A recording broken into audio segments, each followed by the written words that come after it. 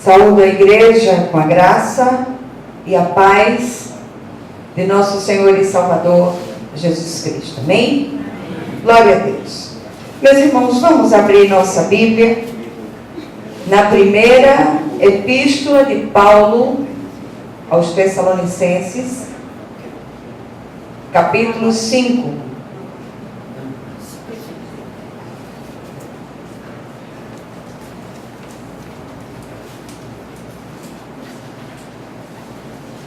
Primeira epístola de Paulo aos Tessalonicenses, capítulo 5. E nós vamos fazer a leitura da última parte do versículo 13.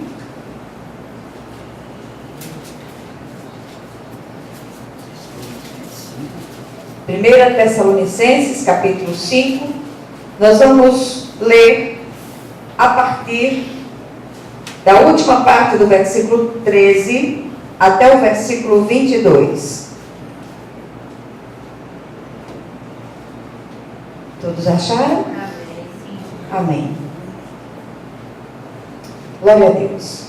Então diz assim a palavra do Senhor: vivei em paz uns com os outros. Exortamo-vos também, irmãos, a que admoesteis os insubmissos, consoleis os desanimados, ampareis os fracos e sejais longânimos para com todos. Evitai que alguém retribua outrem mal por mal, pelo contrário, segui sempre o bem entre vós e para com todos. Regozijai-vos sempre, orai sem cessar. Em tudo dai graças, porque esta é a vontade de Deus em Cristo Jesus para convosco. Não apagueis o Espírito, não desprezeis as profecias, julgai todas as coisas, retende o que é bom. Abstende-vos de toda forma de mal. Amém? Amém. Vamos orar mais uma vez. Querido Deus e Pai Celestial, nós queremos louvar e bendizer o Teu nome, pelo privilégio de estarmos aqui, mais uma vez, diante do trono da Tua graça, clamando pelo poder que é no sangue de Jesus, que o Senhor venha ministrar essa palavra a cada um de nós, em nome de Jesus. Amém? Amém. Glória a Deus por aqueles que há muito não víamos, estão presentes nesta noite. Glória a Deus por aquilo que o Senhor tem feito no nosso meio. E eu queria ousar mais uma vez, oferecer este culto em ação de graças, mesmo em lágrimas, muitas vezes. É preciso que nós aprendamos a olhar através do véu denso das dificuldades, dos vales e dos desertos, como diz o pastor Malta, e enxergar o agir de Deus através dessas situações. Amém? Então eu quero oferecer o culto em ação de graças por aquilo que o Senhor está fazendo, mesmo que nós não estejamos percebendo nada, mesmo que nós não vejamos chuva, nem sintamos vento, mas a gente entende que o nosso Deus é um Deus de ação. E se nós estamos esperando em Deus, Ele está trabalhando a nosso favor. Amém. O Senhor é aquele que trabalha para aqueles que nele esperam. Eu creio nisso com toda a convicção do meu coração e tenho certeza absoluta da vitória que nós contaremos ao final desta batalha, deste momento que muitos estão vivendo. Amém? Amém. Glória a Deus. Mas eu queria convidá-los hoje a nós meditarmos um pouco naquilo que o Senhor traz para nós no dia de hoje. Entrando no novo ano, eu queria propor viver que glorifica ao Senhor. E eu queria começar com uma pergunta: será que o nosso andar diário, será que o nosso viver diário tem glorificado o Senhor? E essa resposta, é claro que é uma resposta sua, pessoal, é uma resposta sua ao Espírito de Deus, e que Ele possa ministrar respostas desta noite ao seu coração.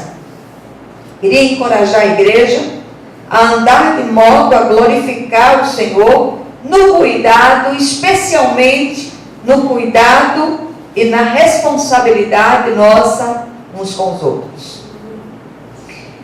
O texto lido, ele faz parte das ordenanças finais do apóstolo Paulo aos irmãos de Tessalônica. Segundo um relatório que o apóstolo recebeu, trazido por Timóteo, alguns irmãos ali andavam desordenadamente, uns estavam entristecidos por causa dos seus parentes que haviam morrido, outros entristecidos por outras razões, alguns esperavam a vinda do Senhor, que eles achavam, eles resolveram achar que aquela vinda vinha naquela hora, daqui a poucos dias, deixaram de trabalhar e passaram a se tornar um peso para outros irmãos.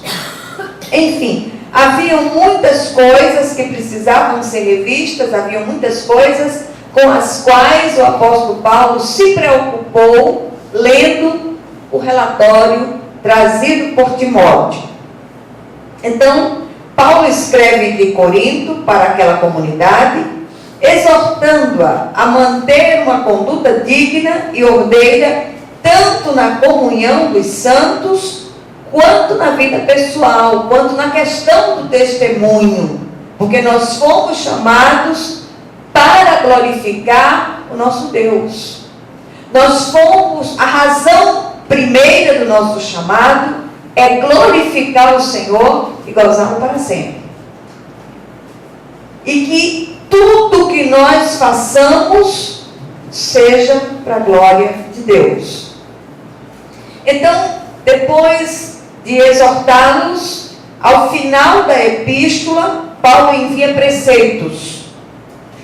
E o propósito desses preceitos era levar aqueles irmãos a um andar digno da vocação a que eles foram chamados, especialmente no que diz respeito ao cuidado e à responsabilidade uns com os outros. Eu queria começar esse ano trazendo à igreja uma palavra de exortação sobre o dever nosso, o dever de cada crente em Jesus Cristo, de cuidar um do outro. Ah, mas eu não sou pastor, eu não tenho nada com isso, eu não vou cuidar de fulano ou de ciclano. Não, esse cuidado, essa responsabilidade é de cada crente sobre a face da terra. Nós somos chamados para cuidar uns dos outros, para suportar uns aos outros no temor do Senhor. E é uma palavra específica para crentes, é uma palavra específica para o trato em comunidade. E as palavras aqui trazidas, elas também se aplicam aos cristãos contemporâneos de forma muito oportuna. E eu queria que nós, nesse primeiro dia do novo ano, nós atentássemos para elas. Amém? Então, começamos hoje uma nova jornada. Já demos a largada para um novo ciclo, para um novo tempo de caminhada. E nada mais oportuno do que nós renovarmos hoje a nossa aliança com o nosso Deus. Que nós possamos dizer: Senhor, eis-me aqui, envia-me a mim. Muitas vezes nós achamos que fazer missões, fazer evangelismo é só você sair. Não. Evangelismo começa dentro. O primeiro campo missionário é a sua própria casa. Primeiro campo missionário são aqueles que estão imediatamente à sua volta. E depois esse campo vai se ampliando, esse campo vai se alargando, essas fronteiras vão sendo alargadas até que você chegue aos confins da terra. Mas há aqueles que estão à sua volta e precisam desesperadamente que você seja um instrumento de Deus nas suas vidas. Pastor João Campos, de saudosa memória, ele costumava dizer uma frase muito interessante, eu não sei se essa frase era dele, ou se ele simplesmente a repetia. Ele dizia: olha, antes de você ir para a Bolívia, cuide de Dona Olívia, que está do seu lado. Então presta atenção a Dona Olívia, amém?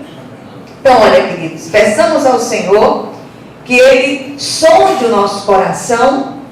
E eu queria que nós fizéssemos isso com temor e santo tremor. Senhor, sonda meu coração, se há em mim caminhos maus, se há caminhos tortuosos, que o Senhor acerte as minhas veredas, que o Senhor conserte com toda liberdade esses caminhos, e que o Senhor possa nos reconduzir aos caminhos eternos. Amém? Uma tendência do pós-modernismo que tem adentrado a igreja contemporânea é o fato das pessoas se voltarem mais para si mesmas, para seus próprios interesses, em detrimento do outro.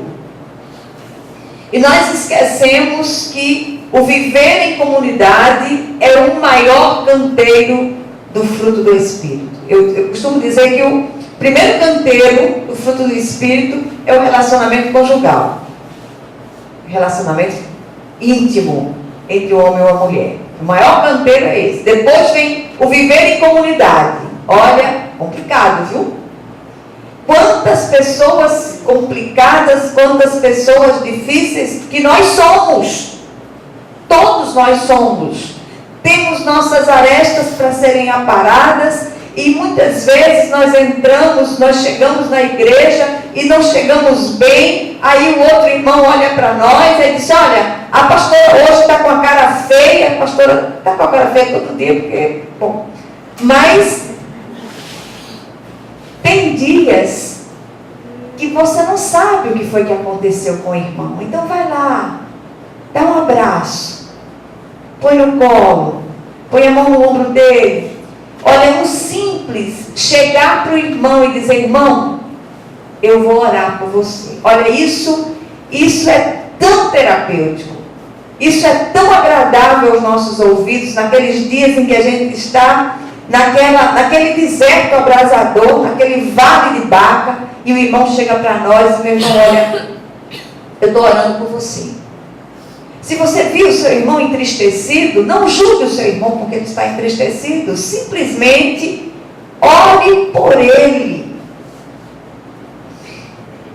Então eu queria chamar a sua atenção. Nós, num grau ou no outro, nós pastoreamos, todos pastoreamos, somos todos cuidadores uns dos outros.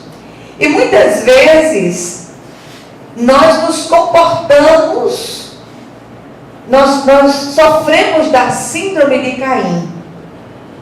Que quando o Senhor perguntou a ele: onde está teu irmão? E ele virou-se para Deus e disse: acaso sou eu tutor de meu irmão? Manuel uma vez levou umas palmadas por causa disso, porque ela era muito explícita, miudinha, pequenininha e tal. Eu disse: cadê seu irmão? Ela disse: acaso sou eu tutor de meu irmão? Deu certinho para ela. Mas são essas coisas que muitas vezes a criança ouve e tenta aplicar numa hora completamente errada. E aquela hora foi meio errada para ela. Mas enfim. Mas muitas vezes, e hoje a bichinha é tão cuidadora do irmão. Mas eu queria chamar a sua atenção para isso. Paulo, ele pontua alguns preceitos, algumas ordenanças em relação aos irmãos e em relação a nós mesmos. Aí eu queria convidá-los a olhar de novo para o texto. Eu vou fazer algumas leituras na versão da NVI. Então, primeiro, alguns preceitos em relação aos irmãos que nós precisamos observar. Primeira coisa: vivam em paz uns com os outros. E quando eu falei no canteiro do fruto do Espírito, nós precisamos aprender dentro da comunidade a desenvolver aqueles aspectos do fruto do Espírito nas situações adversas.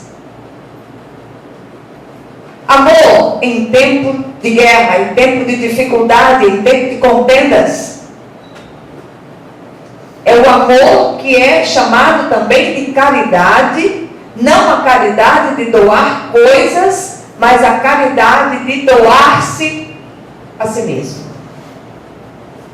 Alegria, essa alegria indizível do Espírito que nós precisamos desenvolver com relação àqueles que estão à nossa volta. E é muito difícil nós, carregando a reboque as nossas próprias encrencas pessoais, as nossas próprias agonias pessoais, nós não tentarmos descontar nossas encrencas no outro. Então o texto diz, Paulo ordena, vivam em paz uns com os outros. Tem um texto do apóstolo Paulo também, na carta aos Romanos, ele diz, se possível, no que depender de vós, tende paz com todos os homens. Porque muitas vezes essa paz não é possível por causa do outro. Mas no que depender de nós, tenhamos paz uns com os outros. Agora deixa eu só dizer uma coisa a você. Há situações bem específicas que o outro muitas vezes é aquele pezinho de mandacaru, que a gente não pode abraçar um pé de mandacaru. Tenta abraçar para você ver o que acontece. Mas nós podemos orar por ele, nós podemos dar uma distância regulamentar, como se diz, em quem está dando aula de trânsito, e orar por ele. Muitas vezes, aqueles espinhos que aquele irmãozinho tem, quando você chega junto, você sai espetado. Primeiro, é para testar a sua longanimidade. Mas muitas vezes, aquilo parece que não tem jeito, então se distancia um pouco e ora por ele, abençoa a vida dele, e você vai ver a glória de Deus entrar naquela situação.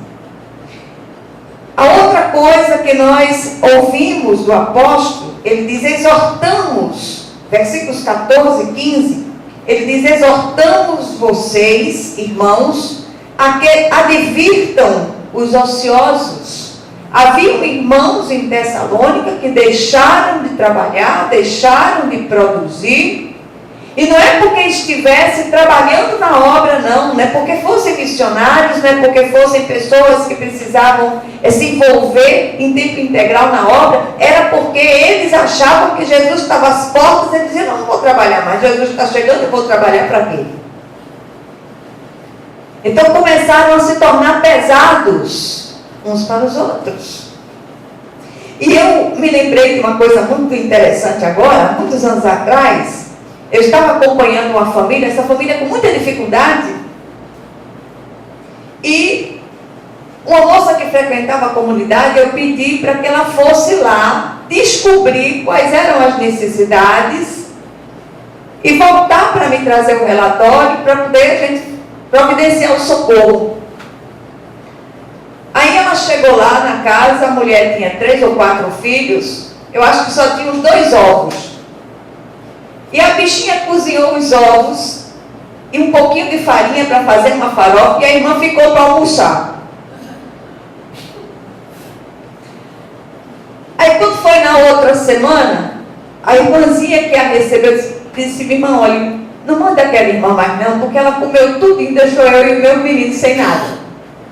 Então tem umas coisas assim, que às vezes a gente é meio sem noção. Como diz meu filho, é Joselito sem noção. Então que a gente possa ter a sensibilidade de perceber essas coisas. Então Paulo diz, olha, exortamos vocês, irmãos, a que advirtam os ociosos. Na minha outra versão aqui, ele diz assim, exortamos também, irmãos, a que admoesteis os insubmissos. Então, aqueles ociosos estavam ociosos em rebelião, de forma insubmissa. E ele continua dizendo, com confortem os desanimados, auxiliem os fracos, sejam pacientes para com todos. Você tem tido paciência de ouvir aqueles que estão desanimados e trazer uma palavra de ânimo? Traga uma palavra de ânimo. Muitas vezes nós, ao invés de sermos pacificadores, temos sido aqueles que põem lenha na fogueira. Não põe a lenha na fogueira. Creia naquilo que Deus pode fazer na situação. Ele pode mudar histórias, Ele pode mudar vidas. Se o irmão está desanimado, não venha quebrar uma cana que já está amassada. Aí o apóstolo continua: tenham cuidado para que ninguém retribua o mal com o mal, mas sejam sempre bondosos uns para com os outros, para com todos. Paulo, falando aos Efésios, ele traz um reforço a essa palavra. Ele diz: sejam completamente humildes e dóceis, e sejam pacientes, suportando uns aos outros com amor. Então o Senhor vem trazendo essa palavra para nós hoje, no início do ano novo, nesse primeiro dia do ano, porque Deus tem algo para dizer a cada um de nós. Começar por mim, pelo pastor Malta, e indo até o irmão que está, o irmão introdutor. Essa palavra é para todos nós. Não, essa palavra, fulana devia estar aqui. Não, se você está aqui, essa palavra é para você. E lembre-se, é dentro da comunidade que nós somos tratados. Isso aqui não é um museu de santos, isso aqui é um hospital de pecadores, é o lugar onde nós vamos sendo tratados de uma doença chamada pecado. E o maior dos pecados é o orgulho, é o culto ao eu. A gente tem percebido nos nossos dias uma ressurreição do hedonismo, que era uma filosofia grega, que apregoava a busca pelo prazer em detrimento do outro. E muitas vezes a gente tem visto isso no meio da igreja contemporânea. Aí depois Paulo começa a trazer preceitos em relação a nós mesmos. Como é que eu consigo fazer tudo isso que me foi ordenado com relação ao outro? Aí ele começa dizendo, dos versículos 16 ao 22, versículo 16 ele diz: alegrem-se sempre.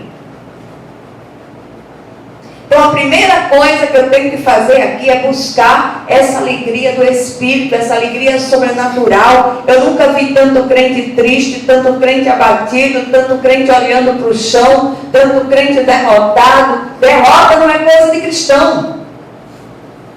Nós temos um Deus que diz que nós somos mais do que vencedores. E nós somos mais do que vencedores, porque nós já andamos em triunfo, nós já andamos em vitória, porque nós estamos do lado do vencedor. Jesus é o grande vencedor. Ele já venceu por nós.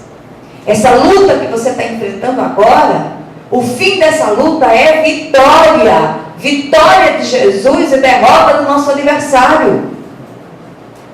E o apóstolo Paulo, falando aos Filipenses, no capítulo 4, essa carta é chamada de Carta da Alegria, de uma forma muito apropriada, dessa alegria sobrenatural. Paulo estava preso, numa situação absolutamente adversa, e ele fala 11 vezes expressões de alegria, de regozijo, de contentamento, e ele diz: alegrem-se sempre no Senhor. Novamente vos digo, alegrem-se, ou alegrai-vos, na versão da Revista e Atualizada. Então alegrem-se no Senhor, levanta a cabeça, bota um sorriso nesses lábios, porque o seu Redentor vive e já se levantou sobre a terra. E se o Senhor já se levantou sobre a terra, nós não devemos nos entristecer com absolutamente nada, porque nós já somos vitoriosos. Essa luta que você está enfrentando é fichinha, porque Jesus reina.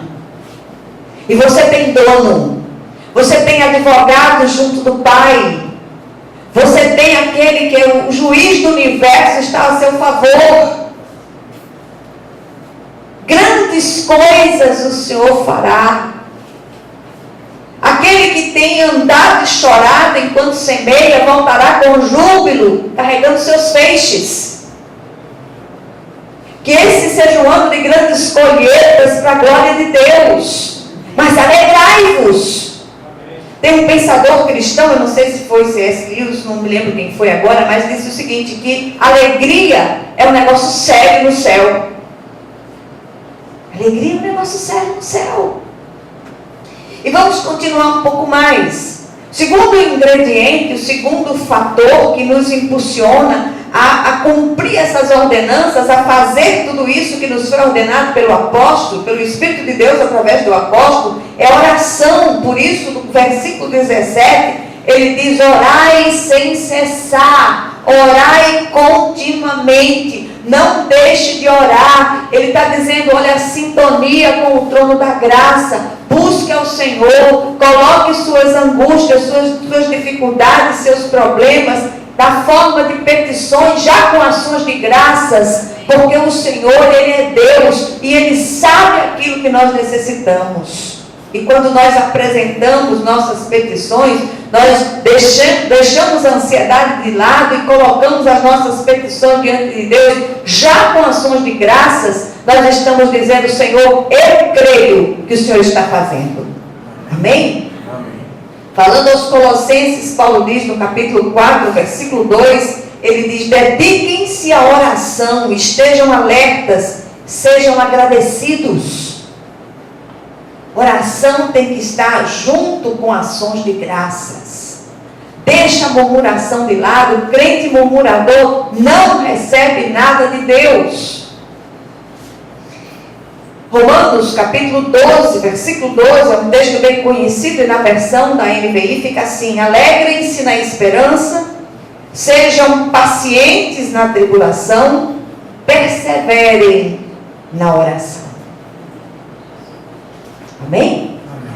No versículo 18, no capítulo 5 da primeira aos Tessalonicenses, Paulo diz: deem graças em todas as circunstâncias, pois esta é a vontade de Deus para vocês em Cristo Jesus.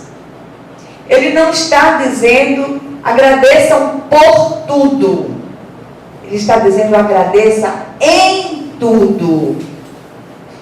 A Bíblia diz, Romanos 8, 28, que todas as coisas cooperam para o bem dos que amam a Deus e são chamados segundo os seus propósitos. Amém? Então, por isso, nós precisamos aprender a enxergar o agir de Deus, mesmo na escuridão das nossas limitações humanas. Deus está agindo. Senhor, não estou vendo nada. E eu gosto demais daquela expressão do profeta, quando ele diz: Senhor, não estou vendo vento, não estou sentindo vento, nem estou vendo chuva, mas eu sei que esses vales e essas covas se encherão de água. E foi assim. E os exércitos beberam, e a glória de Deus desceu na situação. Isso é fé. Isso é aquela fé que confia, aquela fé que espera, aquela fé da certeza inabalável do agir de Deus. Então, agradeçam em tudo, em toda e qualquer circunstância, mesmo em lágrimas. Tem um cântico que eu gosto muito, não se preocupe não, pastor, que eu não vou cantar. E o cântico diz assim, eu não me lembro não agora, esqueci, desculpa aí, tá? Não é nem, ele diz o seguinte, que o meu louvor é fruto do meu amor por ti, Jesus. É fruto de tua graça e da paz que encontro em ti. Ainda que as trevas venham me cercar, ainda que os montes desabem sobre mim. Aí ele começa a dizer várias situações, que eu não me lembro mais da letra, mas que diz mais ou menos isso. Não importa a situação, ofereça ao Senhor sempre sacrifício de louvor, que é fruto de lábios que confessam o nome do Senhor. Cante na agonia. Esses cânticos da agonia são cânticos que eles vão buscar a vitória. Eles trazem a vitória, porque nós estamos cantando na confiança. Nós não estamos vendo, até porque nós não fomos chamados para ver, mas para crer. Nós cremos para ver, não vemos para crer. E quando nós começamos a cantar no meio das nossas agonias mais atrozes, nós podemos ver o descer da consolação de Deus, o descer da glória de Deus nas situações, e o Senhor enche, cobre a nossa vida com a sua glória, como as águas cobrem o mar. É assim que Ele faz. Amém? Versículo 19, ele diz: não apaguem o Espírito. Quantas vezes o Senhor traz impressões do Espírito de Deus no seu coração e você diz: não, isso não foi o Senhor que falou, não. Principalmente quando aquelas impressões do Espírito levam você a fazer e dizer coisas que trazem conserto, que trazem mudanças. Cuidado para não apagar o Espírito. Depois, nos versículos 20 e 21, ele diz: não tratem com desprezo as profecias, mas ponham à prova todas as coisas e fiquem com o que é bom. De uma maneira muito generalizada, ele está falando da palavra de Deus trazida ao nosso coração e daquelas chamadas específicas de Deus para nós, com vistas à nossa edificação. E muitas vezes nós temos desprezado. Abrimos a palavra, lemos um texto e dizemos: isso aqui não é para mim, não, isso aqui é para fulano, ciclano e beltrano.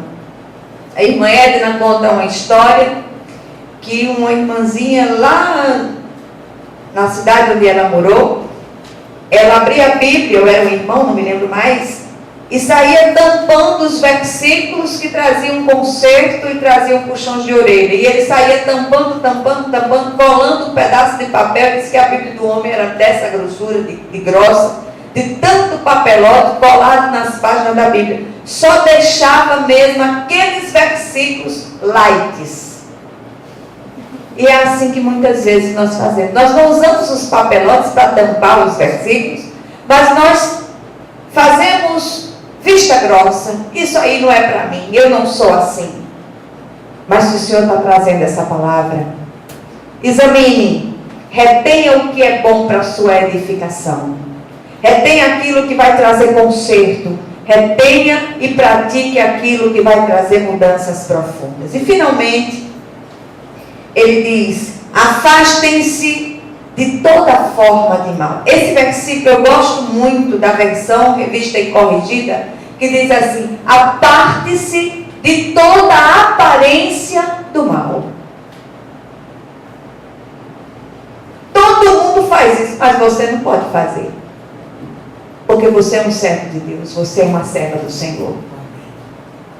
Então apartem-se de toda forma de mal e apartem-se de toda aparência de mal. O que é que nós aprendemos aqui nesse começo de ano?